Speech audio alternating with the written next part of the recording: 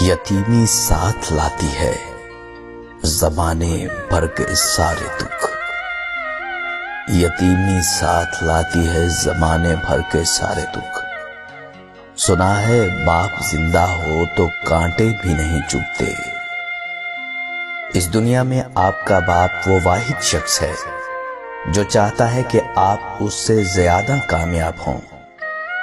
دنیا کی جس عورت کے لیے مرد ہر غم، ہر دکھ، ہر تکلیف اور ہر ناگوار بات برداشت کر لیتا ہے، وہ اس کی بیٹی ہوتی ہے۔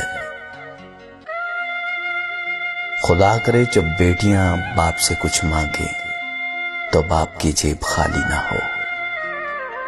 جیب خالی ہو پھر بھی منع نہیں کرتا۔ ارے جیب خالی ہو پھر بھی منع نہیں کرتا۔ باپ سے امیر شخص دیکھا نہیں میں نے، کیونکہ مجھے چھاؤں میں رکھا اور خود جلتا رہا دھوپ میں۔ مجھ کو چھاؤں میں رکھا اور خود جلتا رہا دھوپ میں۔ میں نے دیکھا ایک فرشتہ باپ کے روپ میں۔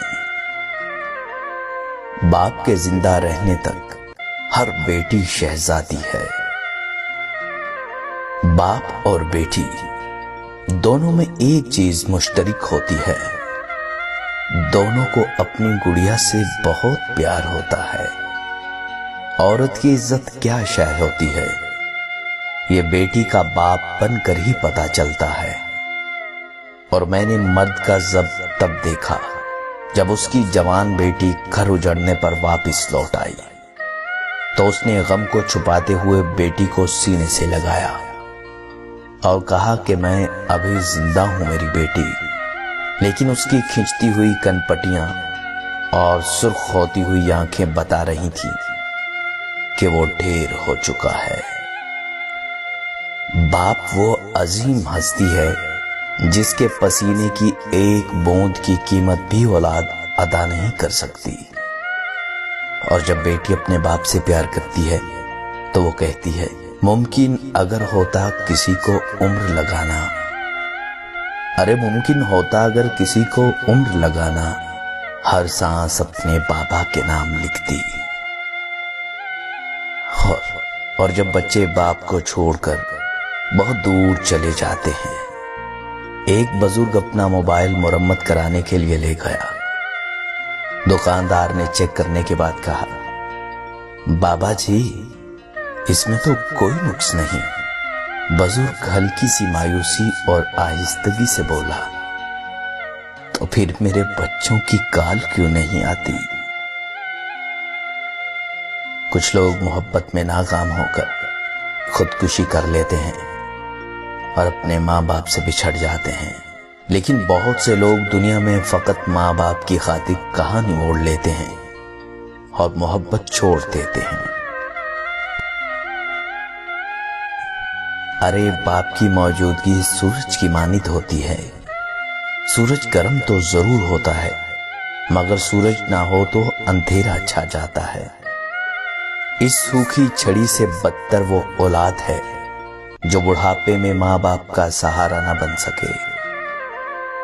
اور پھر جیسی محبت تم اپنے ماں باپ سے کرو گے، ویسی محبت تم سے تمہاری اولاد کرے گی۔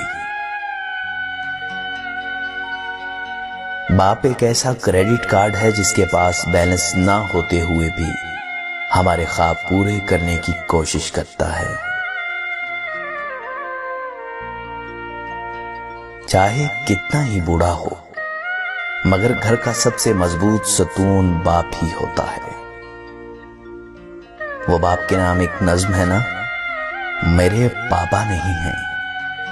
میں تپتی دوپہر میں شہر کی سڑکوں پہ اپنے جسم کا ایندھن جلاتا ہوں۔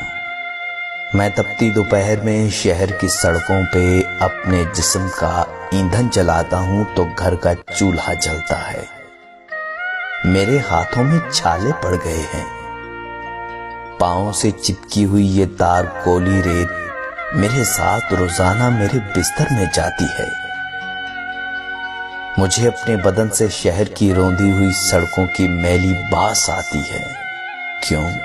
کیونکہ میرے بابا نہیں ہے نا، میرے بابا نہیں ہیں۔